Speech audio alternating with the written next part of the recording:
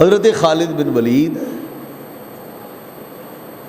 دنیا اسلام میں سپہ سالار اسلام کے نام سے مشہور، نام خالد ہے، باپ کا نام ولید ہے، اور لقب ہے سیف اللہ، اللہ کی تلوار۔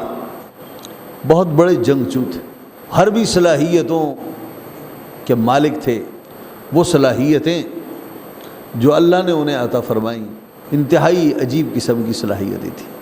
دیر سے مسلمان ہوئے، جب تک صف کفار میں رہے تو بھی عزت کی نگاہ سے دیکھے جاتے تھے، اور جب اسلام میں قدم رکھا تو عزت کو چار چاند لگے۔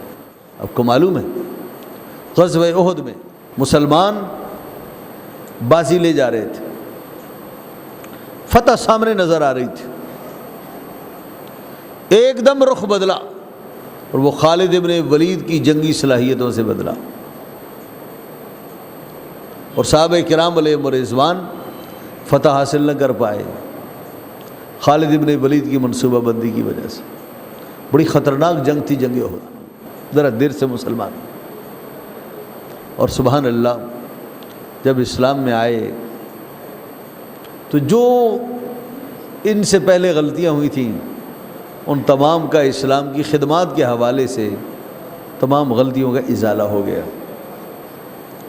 اسلام کی عظیم الشان سپہ سالار تھے، ان کی زندگی میں پہلا غزوہ اور جو پہلی جنگ تھی وہ جنگ موتا تھی۔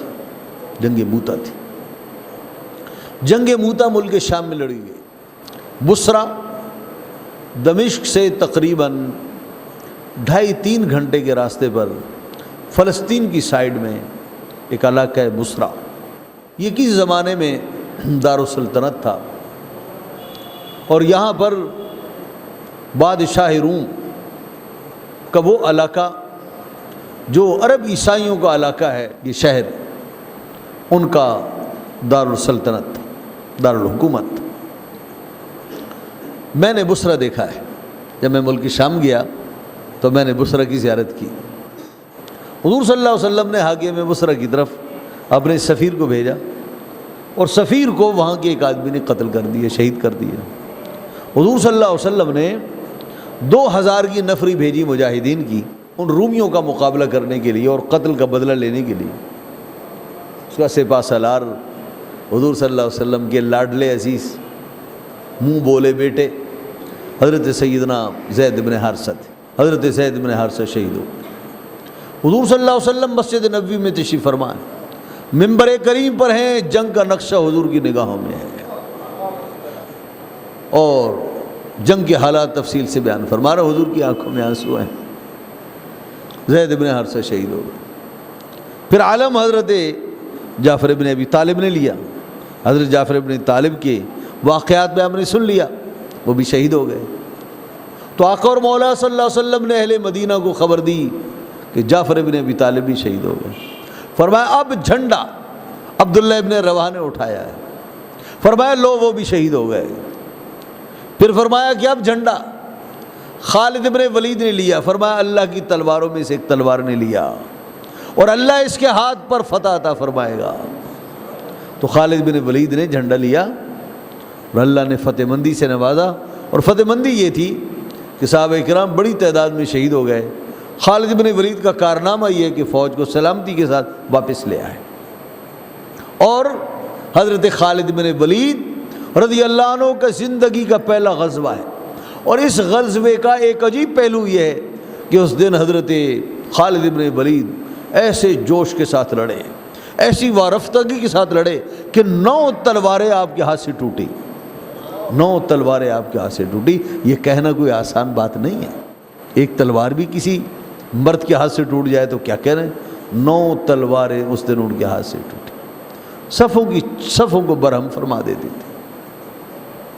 تلوار چلتی تھی تو کفار کے سروں کی لائنیں لگ جاتی تھی، اور اس کے بعد تقریباً ہر مارکے میں آپ کے ساتھ رہے، فتح مکہ میں حضور کے ساتھ، جنگ حوازن میں رسول اللہ صلی اللہ علیہ وسلم کے ساتھ۔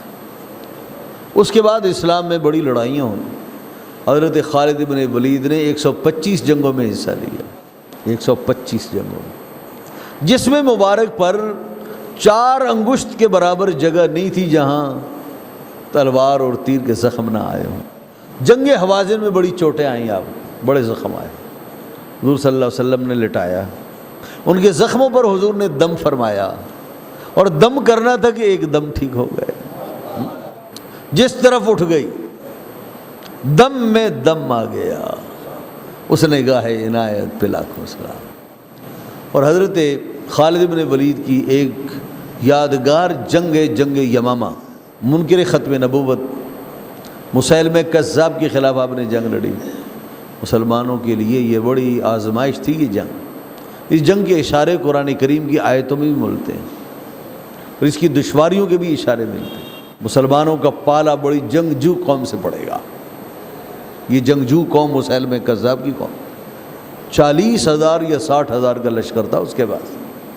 حضرت خالد بن ولید کی سپہ سالاری میں جنگ ہوئی، اور اس جنگ میں خالد بن ولید کی فتح نے قدم چومے۔ مسیلمہ کذاب مارا گیا، اور کس کے ہاتھوں سے مارا گیا؟ وحشی کے ہاتھوں سے مارا گیا، جس کے ہاتھوں سے سید الشہداء امیر حمزہ شہید ہوئے تھے۔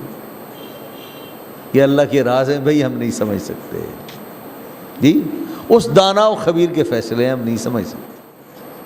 خالد بن ولید کو رسول اللہ صلی اللہ علیہ وسلم سے اس قدر محبت تھی کہ آقا و مولا صلی اللہ علیہ وسلم کے بال مبارک، انہوں نے وہ ٹوپی جو ان کی سپہ سالاری کا تاج تھا، اس میں رسول اللہ صلی اللہ علیہ وسلم کے بال مبارک سی رکھے تھے، اور وہ یہ سمجھتے تھے کہ جس میدان میں یہ ٹوپی جائے گی فتح کی ضمانت بنے گی۔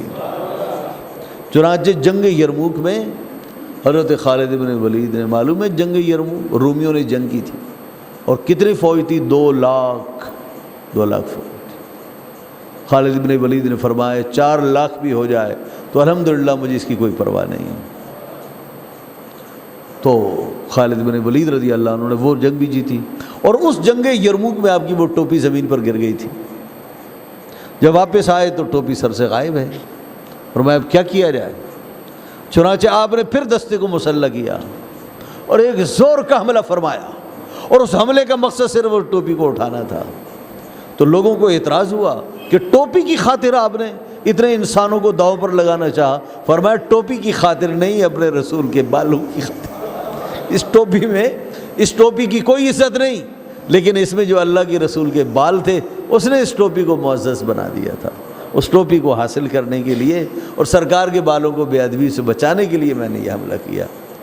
اسلام کا فرزند جلیل ہجری 22 میں فوت ہوا، اور تبھی موت سے فوت ہوئے، اور آج مزار پر انوار شہر حمص میں ہے، میں نے اس کی زیارت کی ہے۔